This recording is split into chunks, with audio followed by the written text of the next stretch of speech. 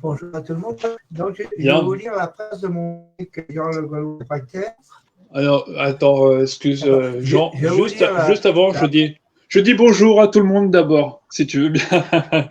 Alors, nous sommes le 15 mars 2023 et ce soir, j'accueille Jean Le Gaulois réfractaire qui est vraiment pressé de parler. Alors, je vais te laisser tout de suite la parole si tu veux et tu vas lire la préface. Ouais. Vas-y, Jean, tu peux lire la préface. Alors. Je sens que tu es motivé. Ah. Voilà la préface, Jean, bonjour. La préface de mon livre de Sylvie Cognard. D'accord. Voilà. Jean Bourgeon va vous lire la préface de Sylvie Cognard par rapport au Gaulois Jean Bourgeon. Voilà. Jean, tout le monde le connaît. Grand, les cheveux blancs, un beau regard bleu comme un ciel sans nuages. Il arbore un casque de Gaulois avec des tresses et une moustache orange. Certains le surnomment Obélix sous son gilet. Un téchir avec la photo de Coluche. J'ai rencontré Jean au cours des manifestations Gilets jaunes. Il venait participer aux assemblées citoyennes. C'est ainsi que j'ai appris qu'il habitait la même commune limitrophe d'Angers que moi. Comme les assemblées se finissaient tard le soir et qu'à 16 heures les trams étaient plus rares, je lui proposais de le raccompagner en voiture. Par la suite, nous allions parfois sous les ronds-points et autres actions ou manifestations pendant les trajets. Jean parlait presque sans discontinuer. Un véritable torrent de paroles. Il me racontait sa vie, pas tranquille du tout, sautant d'un siècle à l'autre, d'un événement traumatisant à un autre, d'un village à un autre. Autant dire qu'au début, j'avais du mal à remettre les choses dans l'ordre et à recoller les morceaux de sa vie en miettes. J'écoutais et ne posais pas de questions pour tenter de reconstituer le puzzle. La répression policière et judiciaire clairsemait petit à petit l'insurrection des invisibles et des inaudibles qui s'étaient révoltés de ne plus pouvoir vivre, mais seulement survivre.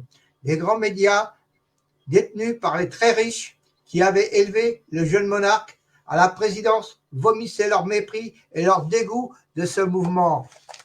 Voilà. Alors, populaire, les traumatismes crâniens, les yeux crevés, les mains arrachées, n'étaient rien aux faces du barbouillage de l'Arc de Triomphe. Les plus fragiles d'entre nous se ramassaient 3 mois de prison avec des sursis pour un jet de pommes de pain. Une pandémie finie d'achever le travail de sa peur de se faire gazer, taper, verbaliser, emprisonner, puis assignation à résidence, interdiction de se rassembler, la messe était dite. Cependant, les liens de solidarité entre Gilets jaunes qui s'étaient tissés continuaient d'exister dans l'ombre de rencontres. En rencontre, malgré les confinements et au gré des déconfinements, je me mis à accompagner Jean dans les démarches qu'il avait commencées tout seul pour retracer son chemin de vie. Une vie dont on peut faire un livre. J'en parle et j'écris. Voilà. Et voilà ce que ce livre. Finalement, les Gilets jaunes, c'est Castaner crevait les yeux. Alors, Castaner devrait être condamné pour moi. Castaner, c'était le ministre de l'Intérieur. La police en dit ce qu'on doit faire, les politiques. Voilà, on a crevé 50 Gilets jaunes. Rodriguez, 15 jours après passer à la télé, a l'œil crevé. C'est l'hôpital de Paris a dit on n'a jamais vu ça, même pendant la guerre. Les yeux crevés. Ça, on n'a jamais vu ça, 50 yeux crevés. C'est faire des handicapés d'être réduits. Voilà. Alors, Jean, je voulais d'abord te présenter, et puis là, tu as lu une préface qui a été écrite donc par Sylvie Cognard, qui est une de tes amies. Et Jean, toi, tu es... Pardon? Qui est médecin. Qui était médecin. Elle est médecin. D'accord. Alors, ok. Et Gilets jaunes. D'accord. Et donc, toi, Jean Bourgeon, sur le 4e de couverture, on te présente. Donc, tu as 70 ans et tu es mieux connu sous le surnom d'Obélix dans le mouvement des Gilets jaunes angevins. Même le policier t'appelle comme ça. Et tu vas nous raconter ce qu'il y a dans ton livre. Dans ton livre, c'est ta vie, en gros, qui a été retranscrite par ta camarade Sylvie Cognard, qui est médecin. Et donc, dans ce livre, tu évoques toutes les misères que tu as connues sur le chemin de ta vie. Un parcours un peu chaotique dans le monde du travail, quand on n'a pas réussi à l'école et qu'on n'a pas été plus loin que le certificat d'études primaires. Mais je pense qu'à ton époque, le certificat d'études primaires, c'était quand même quelque chose. Un parcours que les différents traumatismes ont mené en psychiatrie à de nombreuses reprises. Dans un temps, on pratiquait largement les électrochocs. Heureusement, pas de lobotomie. Ça se pratiquait aussi. Rien d'exagéré, rien que du vrai, pour une histoire venue des invisibles, des inaudibles, de toutes celles et ceux qui sont descendus dans la rue le 17 novembre 2018, un mouvement de révolte qui restera dans l'histoire. Et dans l'histoire, on a Jean le Gaulois réfractaire. Alors, raconte-nous un petit peu ce qu'il y a dans ton livre, ton histoire, jusqu'à ce que tu arrives au mouvement des Gilets jaunes. Comment ça a commencé déjà? C'est quand j'ai commencé, j'ai manifesté tout seul, je commençais tout seul à manifester devant le Malakoff Médéric à Angers, les droits sociaux qui validaient les retraites, et ils ne m'avaient pas cotisé, les patrons ne cotisaient pas pendant 4 ans quand j'étais apprenti. Alors là, ça m'a fait bouillonner dans moi parce que 4 ans en restauration, en 14 mois, 2 mois chez Mété, 2 mois chez Merci, apprenti. 4 ans. Alors 4 ans, pour moi, c'est énorme, c'est 100 € de moins par mois. Je trouve que c'est lourd. Et le médecin conseil de la CPM me dit, monsieur, qu'il m'a vu les dernières, m'a dit, vous avez perdu, confirmé 4 ans d'apprentissage. Et je trouve ça, c'est un scandale d'État qui cotise URSSAF et ne pas cotiser à la complémentaire. C'est horrible, horrible. Et j'ai manifesté devant Malakoff, j'avais un siège, j'ai dit, excusez-moi madame, je vais manifester devant vos boutiques rue d'Alsace à Angers, vous n'avez pas le droit, je vous prends en photo, j'appelle l'asile, madame, prenez-moi en photo si vous voulez. Et puis, au bout d'1 heure et demie, les gens s'arrêtaient à Angers, ils disent, pourquoi Malakoff a une pancarte à voler Malakoff, Médéric a volé un enfant. Et là, je leur expliquais que j'étais apprenti, je faisais 80 heures par semaine, j'étais violenté par un cuisinier Arsène, je dis le prénom, pas le nom, et cet apprenti et les autres n'ont rien dit, j'ai été frappé, le sang épissait. Et ma mère m'a dit, pourquoi ta veste blanche est pleine de sang? Dis-moi. Non, je n'ai rien à dire, maman, je n'ai rien à dire. Je n'ai rien dit parce que on ne disait pas à l'époque, c'était tabou. Et puis, donc, elle doutait de quelque chose, mais qu'est-ce que vous voulez? Moi, après, j'ai fait une fugue, je ne voulais plus continuer la restauration. C'était horrible. On parle des commis dans Internet et exactement, les apprentis, la violence était terrible à notre époque. La violence physique, hein, je parle. Et bon, mentale aussi, mais physique. Alors moi, j'avais 15 ans. J'avais une dérogation d'État. J'ai eu mon certificat d'études en 68, en ce cas d'études, mais avec un an de retard parce que j'avais des très malades. J'avais des chondrites dans les genoux et le CHU d'Angers me soignait.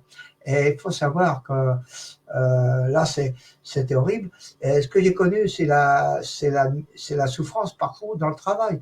Et Angers, c'est une ville bourgeoise. Il faut savoir qu'Angers, mon professeur de peinture après, c'était le frère du député, il faut savoir, prof de peinture, et lui, il n'avait aucun respect pour moi. J'ai fait une dépression suite à une agression de mon patron alcoolique. J'étais donc 3 mois à l'hôpital. À 17 ans, rue Toussaint, j'étais agressé. Et là, mon papa m'avait dit, pourquoi tu ne m'as pas dit? On ne disait rien à l'époque. On se renfermait, on se suicidait. Et puis, à chaque fois que je parle de la rue Toussaint, je dis aux manifestants, c'est là que j'ai été agressé par un patron qui est décédé il y a 5 ans déjà. Mais bon, après, moi, je n'ai pas. Jamais, il voulait me payer un verre de jus de fruits, c'est pas ça que je voulais. Il n'a jamais été correct de reconnaître. Et pareil, le sang épissait, là. Et j'avais pas de portable à l'époque, en 70, vous savez. Et après, des cours, j'ai arrêté 3 mois avant le CAP, forcément, puisque j'étais démoli, j'avais 10 médicaments par jour par l'hôpital psychiatrique. Alors j'ai arrêté les cours et il m'a gardé, ce patron, parce qu'il voulait pas que je parle. Alors, mais j'ai fini mes 2 ans de contrat dans la douleur. Peut-être que c'était pas la bonne solution. C'était pas le bon,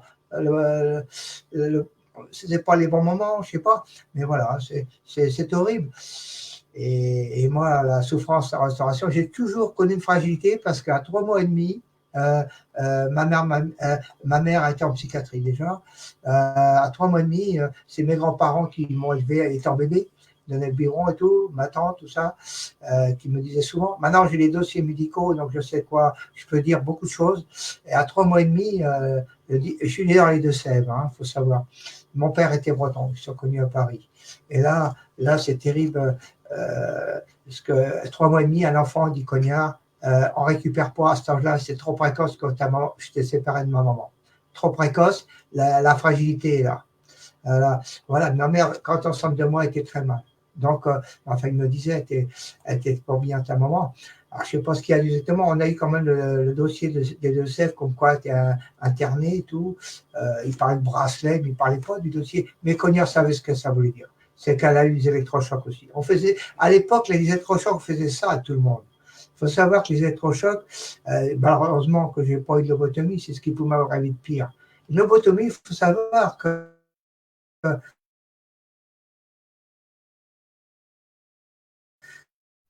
le cerveau, et moi j'ai des infirmiers qui témoignaient, ils m'ont montré dans l'hôpital, tu vois, lui ça lobotomisé. Voyez, ça, les prisonniers, les gros durs qui vont en prison n'aimaient pas la psychiatrie parce qu'ils savaient qu'ils pouvaient les rendre en état de loc. Alors, ça, il y a la bourgeoisie, ça se touchait aussi, tout ça.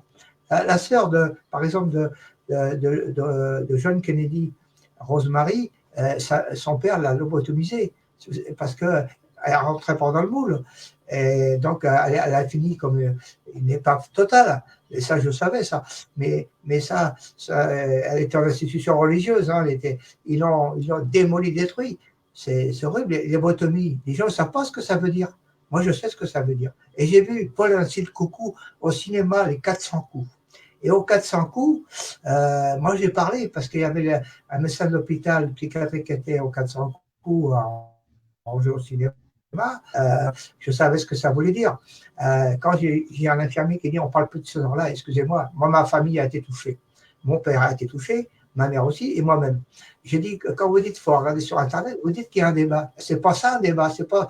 Là, je ne critique pas Internet, hein, mais je dis le débat est dans la salle, madame. Excusez-moi, vous l'avez dit, mais le monsieur, il dit la dame, mais oui, il a raison, vous l'avez dit qu'il y a un débat. Parce qu'il ne voulait pas en parler finalement. Hein, mais moi, je savais ce que ça voulait dire. Le film, vous comprenez le film, moi. Je comprenais comme ça. C'était Nicholson, hein, exactement. Pour laisser le coucou. Et voilà, c'est des choses que c'est terrible à connaître. Les gens ne connaissent pas, des fois. C'est bien de leur dire, de leur faire comprendre. Voilà. Alors, voilà. Pour quelle raison c'est prescrit un électrochoc? C'est contre la dépression? C'est quoi? Moi, oui, alors le départ des électrochocs, le départ, moi je comprends pour moi, hein, à peu près.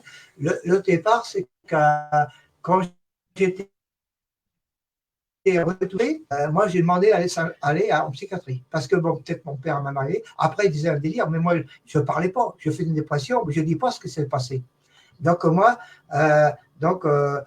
j'ai demandé avec la Croix-Rouge qui m'a emmené à Angers, avec le châtelain qui était directeur régional de banque au château, mon papa avec lui, comme j'étais mineur, il se passait que mon papa a refusé de signer les électrochocs. Mon père a refusé, j'ai les dossiers médicaux, le père Bourgeon, mon père, hein, a refusé de signer. Alors j'étais mineur, donc il m'a défendu. Quand j'ai repris ces dossiers-là, peut-être 40 ans, 50 ans après, j'ai dit bravo, mon père, il m'a défendu, quoi. Tu vois. Et puis, moi, j'ai connu ces 3 mois d'hospitalisation. J'ai connu beaucoup de choses qui sont terribles, comme par exemple un abus sexuel dans une salle de cinéma par un vieux, j'avais 17 ans déjà. Et puis, il y avait un médecin qui était de la bourgeoisie, qui était avec nous, voyons, toutes ces classes. Et il était parce qu'il fréquentait une femme noire. Alors moi, on m'avait passé les lettres parce que les lettres étaient lues quand j'avais apartheid. La psychiatrie, c'était une prison, il ne faut pas se leurrer. Hein. Et puis les lettres, on les passait en douce, et la femme noire est venue. Alors, donc ce médecin était médecin de métier, hein, et c'est la famille de la bourgeoisie qui l'a placé en psychiatrie. Il y avait des abus, vous savez, il y avait des abus. Là, on pourrait dire beaucoup de choses là-dessus. Moi, les dossiers me concernant, j'ai eu 40 ans de hospitalisation à l'hôpital psychiatrique en 30 ans. 40. Et j'ai eu, on peut le dire tout de suite, 40 électrochocs qui m'a démoli. Des fois, j'ai tendance à parler un peu vite, dû à mon handicap un peu. Hein, vous voyez. Et ça c'est. Moi, je dis, ça a été terrible. Et moi, j'ai des effets secondaires. J'ai eu 25 ans de piqûres d'injection tous les mois pendant 25 ans. Et tu as pu voir l'évolution de la manière dont on. Est-ce que tu as pu voir l'évolution de la psychiatrie? Et est-ce que c'était mieux avant ou est-ce que c'est mieux maintenant? Et qu'est-ce qu'on pourrait faire de mieux, à ton avis? Alors là, il y a deux choses. c'est que l'évolution, à l'époque, c'est quand même, il y avait comme des choses humaines, mais il y avait moins de traitements performants. C'est vrai, il y avait moins de choses. Moi, j'en ai. Alors, le psychiatre, il m'a dit, je vois tous les 4 mois. Il m'a dit comme ça, toi, ce que tu as connu, tous ceux qui ont connu comme toi, ils ont des médicaments. Tu as une chance, tu n'en as qu'un. Il m'a dit, surtout, l'arrête pas. Parce que je te conseille qu'il est bien adapté. Alors, c'est un truc que je prends le soir à 11h ou minuit, quoi. C'est tout. Ça me permet d'être plus apaisé, quoi. Et la psychiatrie, nous, on avait l'équipe de football, hein. On avait l'équipe, on jouait à Nantes, on mangeait au foyer. On y avait pas l'hôtel football, mais et le truc, c'est qu'il y a des problèmes de santé. Donc, j'étais diminué. Le médecin me disait, quand tu joues au football, il fallait travailler 3 fois plus que les autres parce que tu avais un handicap à cause des médicaments. Vous voyez, ça, il fallait le savoir. Les gens ne le savent pas forcément, ça. Et puis, donc, tout ça, la psychiatrie a évolué. La psychiatrie a évolué au point de vue médicaments. Mais la technique, maintenant, ils n'hospitalisent pas les gens. Ou alors, les gens qui dérangent, on les met en prison, quoi. Vous voyez, par exemple, on va les mettre en prison, mais il y a des psychiatres en prison aussi, mais ce n'est pas une solution pour soigner les gens en prison. Mais la psychiatrie a évolué, oui et non, mais le football n'existe plus. Les hôpitaux, c'est fini. Nous, on a même joué en Coupe de France dans le village, la Coupe de Saint-Jean, et les joueurs du SCO étaient venus. Bon, ça faisait plaisir. Non, parce que je me dévoyais bien, mais après, j'étais diminué quand même. Mais voilà. Mais la psychiatrie a bien évolué, mais pas dans tous les sens quand même. Parce qu'on a moins de temps pour les patients, on donne des médicaments. Moi, j'ai arrêté les antidépresseurs au bout de 25 ans. Et j'ai dit au docteur, j'ai arrêté les antidépresseurs. Puis elle me dit, j'ai des vertiges. Elle dit oui, mais il fallait me le dire. Non, vous ne vouliez pas que j'arrête, au docteur. C'est une nuance. Bon, d'accord. Bon, après, pour les actions, pour les arrêter, il fallait se hospitaliser 2 jours, 3 jours. Et ils m'ont dit, d'accord, on est d'accord avec vous, ça va marcher. Et là, ça fallait que c'est moi qui demande. Et là, pendant 20 ans, j'ai commencé à revivre. Malgré que le mal était beaucoup fait, hein, ma vie était détruite, tout, hein, tout ce que j'ai eu comme misère et les horreurs des injustices, hein, c'est ça que je voulais dire. J'ai connu que des injustices, quoi. Et je me bats. Mon frère m'a toujours dit de rien lâcher. Celui-là qui est décédé, il m'a dit enquêteur et juriste, Henri, qui était conducteur de travaux, et au contentieux après, en 2000, il a été greffé du cœur. Alors, quand il a été greffé du cœur, lui, il a repris les études de droit.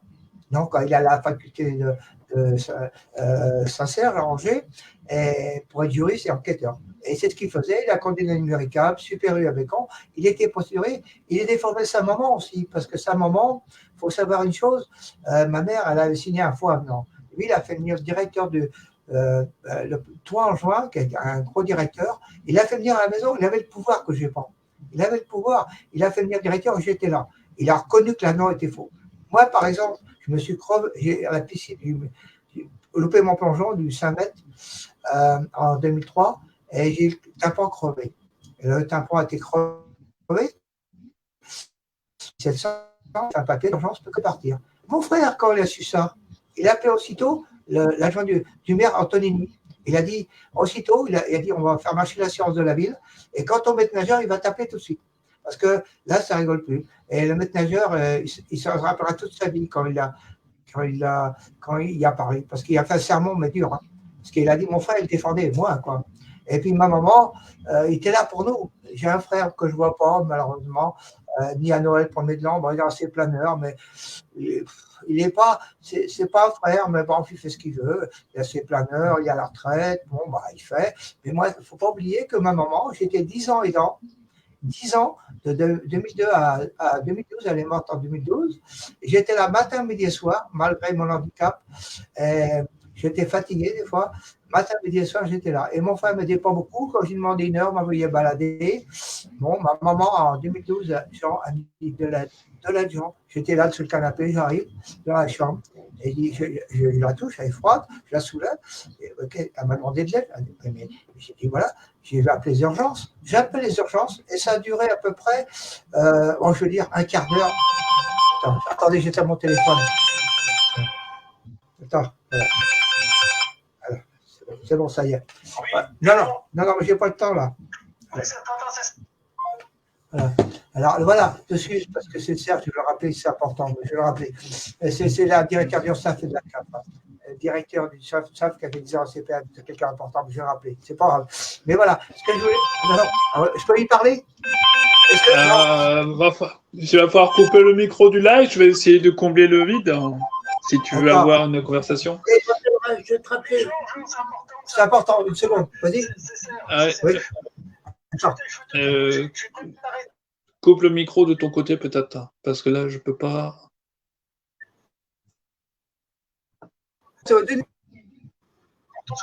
Oui, mais je suis sûr. Voilà.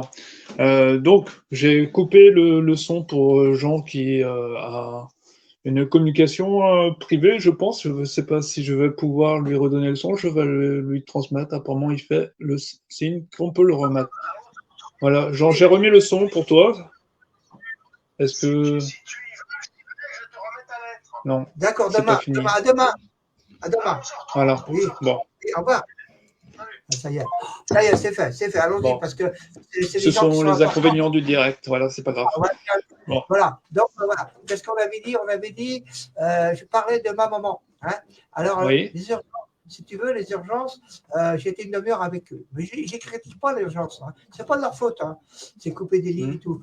Alors, j'ai dit à un moment donné, j'ai dit aux gens, écoutez-moi, il va appeler les pompiers là. Parce que j'ai pu être avec vous. Non, monsieur, on sera à votre place, c'est pareil, on arrête tout de suite. Et elle est morte ce soir.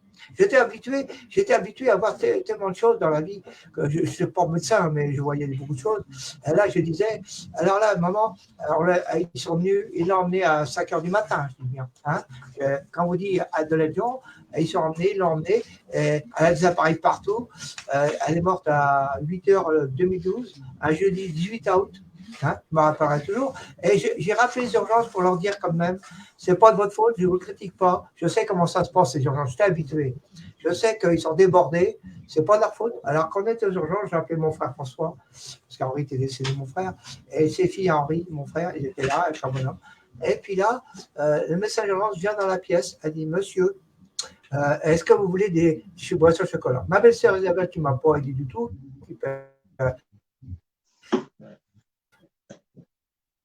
et puis, ça a dit, bon, pas de boisson, pas de chocolat. Bon, elle a terminé, mais elle n'avait rien fait. Hein. Voilà. Mais qu'est-ce que je voulais dire? Il y a une chose qui était importante. Donc, ça, c'était ma période des dents que je n'étais pas payé. Enfin, on disait dents, on ne disait pas les dents à l'époque. J'étais 10 ans, mais j'étais à la moitié avec mon handicap. Donc, mon frère, si je n'avais pas été là, dit l'infirmière, il aurait payé l'institution, il aurait fallu la payer, elle en retraite. Elle avait le minimum vieillesse, ma mère. Hein. On ne roulait pas sur l'or. Hein. Donc, il y avait, voilà, et puis, c'était un combat terrible que j'ai mené. Et maintenant, je mérite leur peau. Des fois, je suis fatigué dans les manifs, ça m'arrive des fois. Je n'en peux plus. Des fois, donc, comme ce matin, je dois aller à Scania. Ma nièce a fait un burn-out. Je soutiens ces jeunes. Un burn-out, elle était cadre, elle est en Suède avec la Scania. Elle a fait un burn-out, elle n'en pouvait plus. Il est harcelé. Donc, je connais ça. Et puis à la 40, à l'aîné de 80. Voilà. Mais c'est horrible d'être harcelé dans le travail. Maintenant, il n'y a que ça. Il n'y a plus l'humain. C'est horrible de voir des choses pareilles. Elle a été chez Valin, pareil. Le mal est fait. Hein, je vous dis tout de suite. Pour moi, c'est de voir les filles à mon frère Henri, les 4 filles. Je soutiens Alice qui a été une tumeur au cerveau. Alice, il y a eu la tumeur. Donc, moi, j'ai une cousine qui est morte de ça, donc ça rigole pas. C'est pas diviser la famille, mais je la défends un peu parce que moi, j'avais 4 livres. Là, 4 livres de Jean Le Gaulois. J'avais des 4 livres gratuits parce que l'éditeur m'a donné 10 livres gratuits. 10 livres. Moi, je ne vous le pas sur l'or. Hein. Les 10 livres, j'ai donné 4 à mes nièces, chacun une. Alors, Aurélie, à Noël, elle devait le donner, elle ne l'a pas fait. Elle a donné à Aude, Céline. Mais Alice, je la défends. Je dis, Aurélie, je te somme de donner le livre que je t'ai envoyé par la gare avec ta copine, là, Sarah. Je somme que tu donnes le livre à Alice. Moi, je ne révèle pas de son handicap. C'est pas ça va pas. Et puis, bon, j'attends. Puis, elle a dit, Alice, dès que je l'ai, je t'appelle. je te mets un message. Voilà, on est arrivé là. Quoi, alors, le truc, c'est que leur maman, derrière, moi, j'ai beaucoup aidé pour. Je sais même bien, j'étais élevé avec elle, avec ma maman, elle les a élevés, ses petites filles, c'était tout. Et ces petites filles, ma mère, c'était sa vie. Voilà, elle s'est rattrapée par rapport. Alors, je voulais te dire, c'est que là, j'étais content parce qu'il y a eu quelque chose qui était dans la presse la dimanche. Et là, ce documentaire, c'est la vidéo d'une colonie oubliée. Je voulais te dire ça pour finir. La vidéo d'une colonie oubliée parce que nous, on était tous les trois, parce que maman était en psychiatrie en 59. Le 12 un petit problème de liaison. Mars. Et là, nous, on était, ma mère et moi. Alors, il faut savoir que la période qui a de convalescence. Non, je crois pas, non, ça.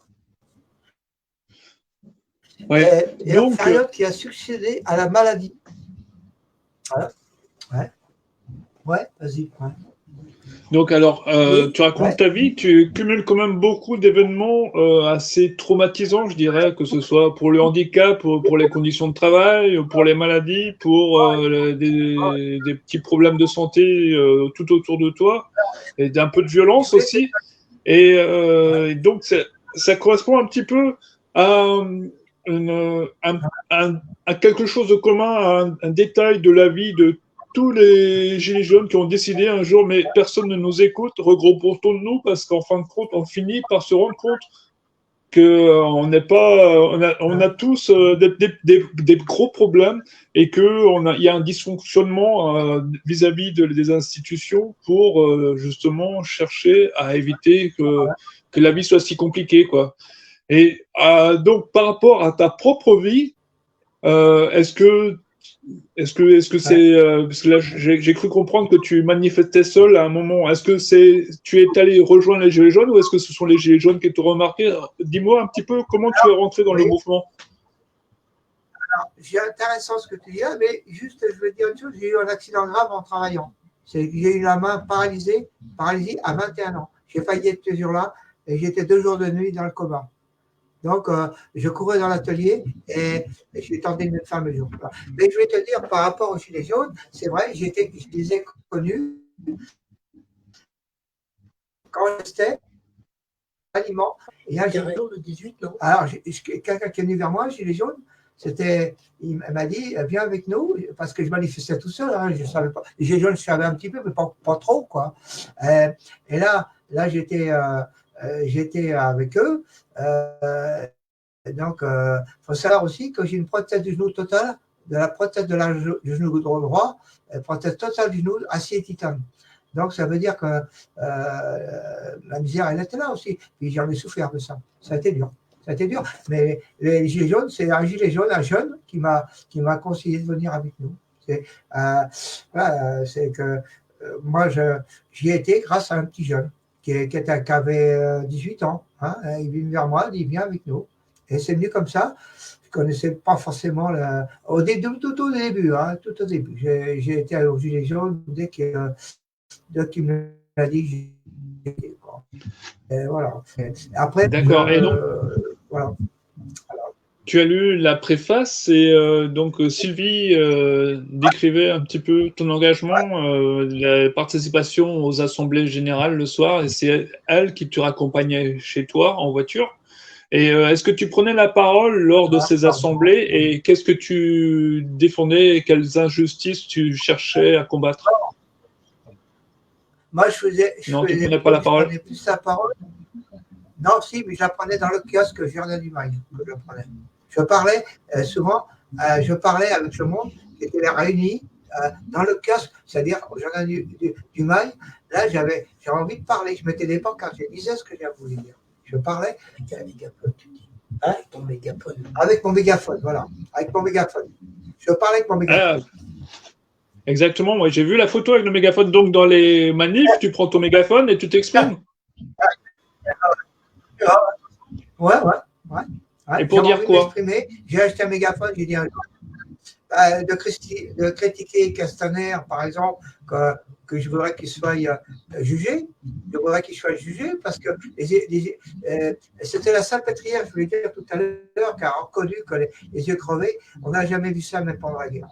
Donc Castaner qui a donné l'ordre à la police, je ne condamne pas la police, mais c'est Castaner qui a donné l'ordre au ministère de l'Intérieur de crever les yeux avec l'allemand, le préfet. J'aurais voulu que Castaner, qui est plus maintenant ministre, qui est recasé, a traversé la route avec Macron, il a eu du travail, hein, lui il est casé, recasé, mais j'estimerais qu'il faut qu'il soit jugé. Parce que ce qu'il a fait, c'est horrible. Rodriguez, qui était à la télévision 15 jours, je l'ai vu avant à la télé, et quand je le vois qu'il a l'œil crevé, moi qui est handicapé, ça me met en colère. Ça me met en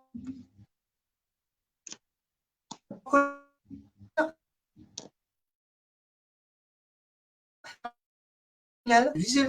Voilà. C'est viser les yeux, donc il savait ce qu'il faisait, parce qu'il visait les yeux. Et les m'arracher les yeux. Ça, c'est... Voilà. Alors, donc oui, là, tu as dénoncé les violences. Pardon. Policière. On dit là, tu as dénoncé les violences policières. Et aujourd'hui, est-ce que tu as manifesté pour les retraites? Ouais. Et alors, dans le mégaphone, tu disais quoi? Non, je n'ai pas amené mon mégaphone parce que hier, je devais aller à la Scania, excusez-moi, ce matin, et ma nièce qui a fait un burn-out, je n'ai pas voulu parce que la veille, Bernard Bouger m'a dit, t'es fatigué un peu, repose-toi. Vas-y pour le matin, mais vas-y tantôt. Alors j'ai été cet après-midi, quoi. Cet après-midi, j'ai été. Et pas parce que. J'ai pas été. Et maintenant, devant la caméra? Devant la caméra, tu as peut-être un message à faire passer? Ça va mieux, là.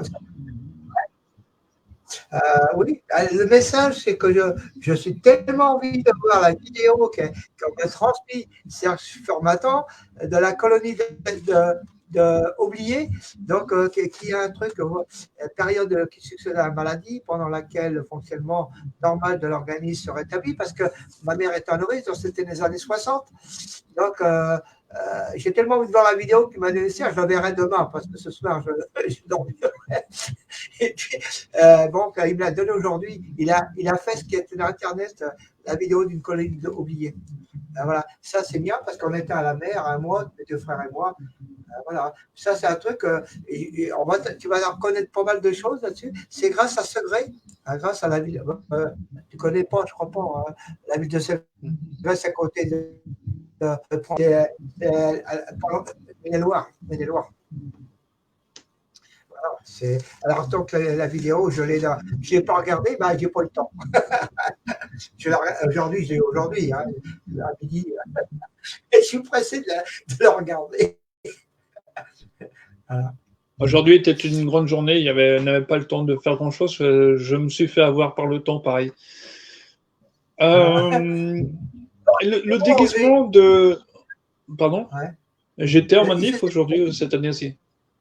Ça n'a pas trop gazé par chez vous, non? Ça a gazé par vous, chez vous, là-bas? Ah non, on n'a pas eu de gazage. J'étais à Saint-Brieuc. C'était plus calme qu'Angers. Les policiers, pourtant, on a une ville très pacifique. Oui, mais bon, hein, mais ça gaze quand même, quoi. Avec des manifs déclarés, hein, pourtant. Voilà, mais ça gaze, voilà. Okay. Dès que ça ne fait plus, ça gaze. Voilà. Alors, comment t'es venu ton déguisement d'Obélix? Alors, il est venu exactement. Mon père était breton. Mon père est né à les meilleurs. Il est né à Saint-Vincent-sur-Rousse, en Morbihan. D'accord. Salut le Morbihan, ici, c'est les Côtes d'Armor. Ah, d'accord. Voilà. J'habite à peu près à l'endroit où a été dessiné le village d'Astérix et d'Obélix. Hein. Parce qu'on le situe à peu près vers Arquet. Moi, je suis à Saint-Brieuc. Ah, d'accord, c'est pas loin. Voilà. Moi, j'étais à Redon, à la Cassilly, si tu veux. Ils ont venu me chercher à la gare parce que je n'ai pas de voiture, j'ai un vélo, mais je ne vais pas venir en vélo. Voilà. Ils sont venus me chercher et j'ai invité Yves Rocher. J'ai été Kimil, j'étais sur la tombe des grands-parents à Redon. Donc, un tonton qui est mort, un temps, il reste, je ne sais pas ce qu'il faisait là-bas, qui faisait Émile. Il s'est fait tuer à 20 ans. Et donc, voilà, avec Émile, j'ai voyagé. J'ai reconnu j'ai connu un frère à ma grand-mère, parce que ma grand-mère, c'était l'aîné de 13 enfants. Hein, c'était énorme.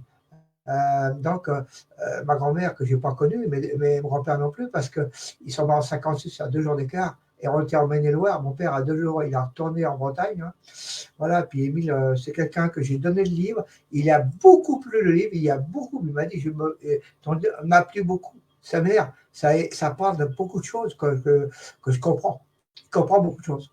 C'est énorme. Émile Maguet, son père, c'est le frère à ma grand-mère. Et voilà. Et l'autre Émile Maguet, il s'appelle Émile Maguet, mais c'était un frère à ma grand-mère. C'est un peu compliqué tout ça.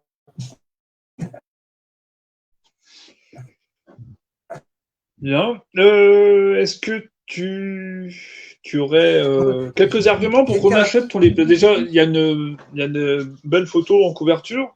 Et si tu devais faire acheter ton livre, on a lu la préface, on a un petit peu parlé de ce qu'il y a dedans, de ton histoire, de ton engagement au sein des Gilets jaunes.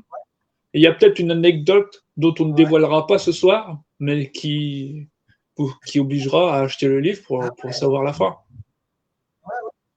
Voilà, parce que j'ai un document sous les yeux là, d'Internet, la vie cabossée des gens de Gilets jaunes. C'est l'article du 24 janvier, et cet article aide à comprendre pour acheter le livre, pour le prendre et pour comprendre. Et c'était le document du journal sur Internet. Beaucoup de ma nièce Alice, elle est dans son malheur.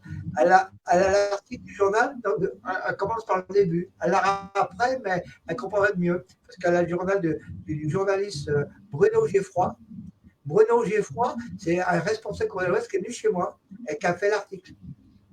Et cet article, La vie cabossée de Jean Gilets jaunes du 24 janvier, il est bien parce que nous étions considérés comme des délinquants, bien entendu. La vie cabossée, donc on explique beaucoup de choses. Et ma nièce a dit, c'est bien, cet article, il m'interpelle, cet article. Donc, quand mon cerveau permettra, je repose la jambe parce que tu parles vite, mais je vais lire l'article, et puis elle l'a fait maintenant. Maintenant, c'est le livre qu'elle va voir, parce qu'elle l'aura. Croyez-moi, tu ne mets pas une nièce plus que l'autre. Elles sont toutes les quatre pareilles, j'étais élevé avec. Donc, il n'y a pas une plus que l'autre, elles sont les quatre pareilles. Quand j'ai relis la grande sœur, tu as resté un livre, tu dois le donner à ta sœur. Parce que voilà, elle ne divise pas la famille, c'est qu'elle a quand même quelque chose dans mon cerveau, elle a un peu d'urgence. Je ne sais pas, elle ne s'imagine pas qu'on n'est pas malade, que c'est naturel, quoi. C'est pas ça, quoi. C'est pas. Et puis Alice, elle s'appelle comme ma mère, Alice, ma nièce. Alice, ma mère, c'était Alice, et Alice, ma petite nièce, c'est Alice. Elles ont des enfants toutes, hein. Elles ont toutes des enfants. Elles ont réussi leur vie professionnelle, sauf qu'il y a eu des burn-out. Alors ça, le travail maintenant, c'est dur. Il n'y a plus d'humain, il y a plus de.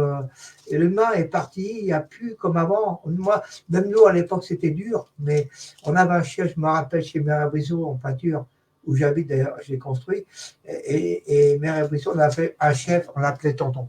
Et j'ai Michel, Saillant, qui était avec moi, il m'a dit, c'est bien, parce que la vidéo d'une colonie, mais vous savez, le monde est petit, et la colonie, la vidéo oubliée, a dit, mais mon grand-père-grand-mère faisait la cuisine à la boule, et alors c'était des tentes américaines, hein, des toiles près de la falaise. Et nous, c'était le luxe, comme on dit. Hein. C'était pas du luxe parce qu'on a besoin d'être rétabli. Mais c'était même bénéfique pour nous, pour notre santé. Mes deux frères et moi. Voilà. Mais moi, j'étais surtout qu'en nourrice, je ne pouvais plus marcher. Je ne pouvais plus marcher. On m'a ramené chez la nourrice quand j'étais à l'école. Et là, on n'a pas signalé. Et ça ma mère, la nourrice, ma mère, elle ne voulait plus avoir d'enfants. Ce n'était pas des départements, parce que c'était illégal.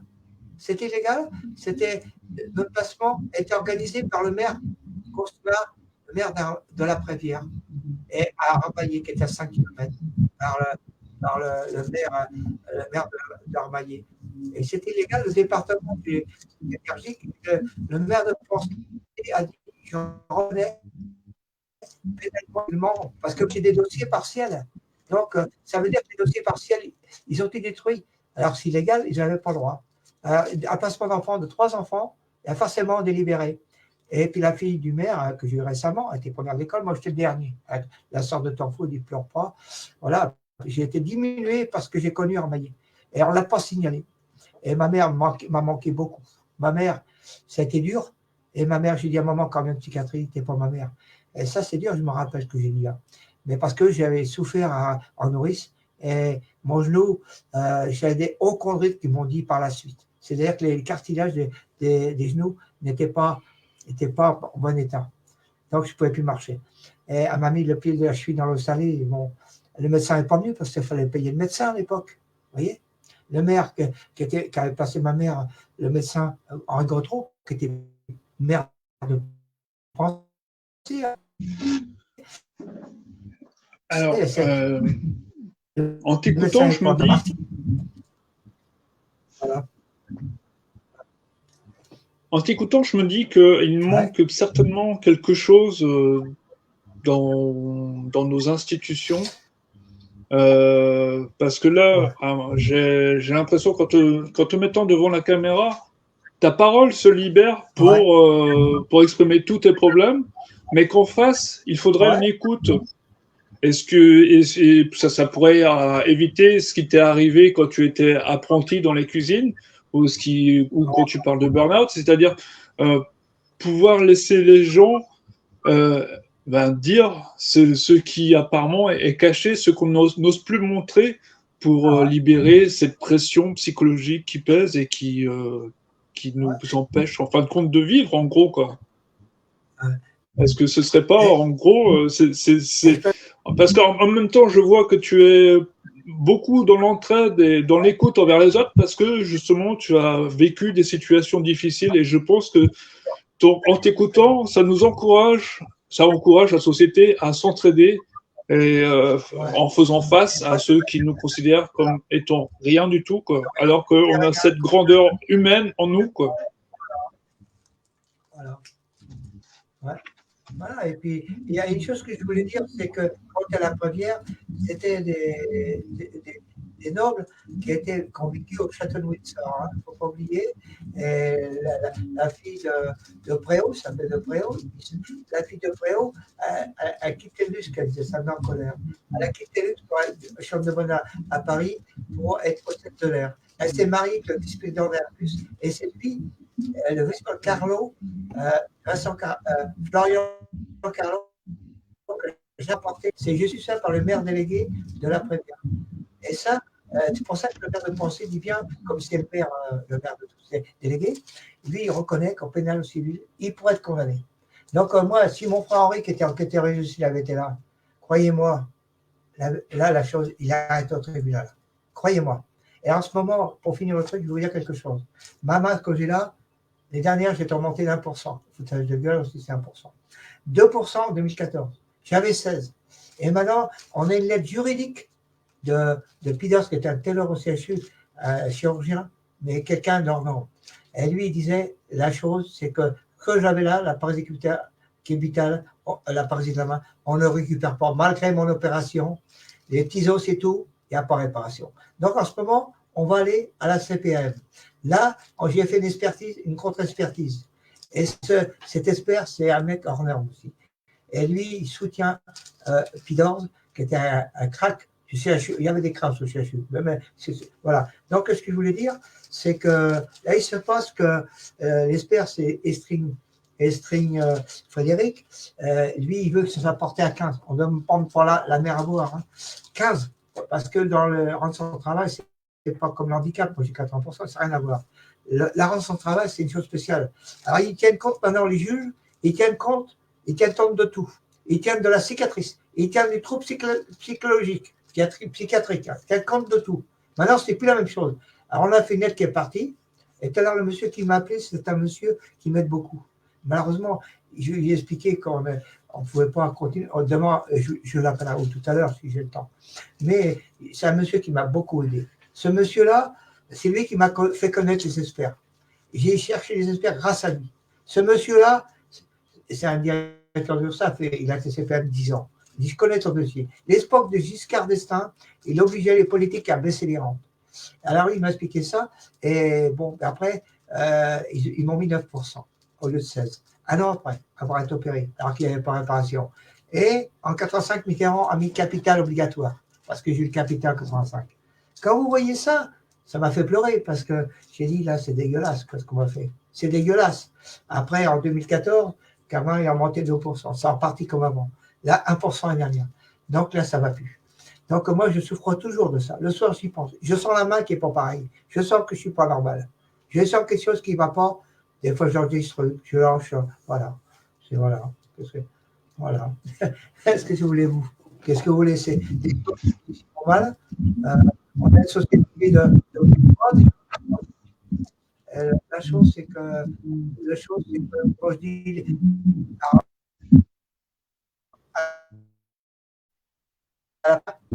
je pleurais beaucoup, on me tapait chez la ma mère.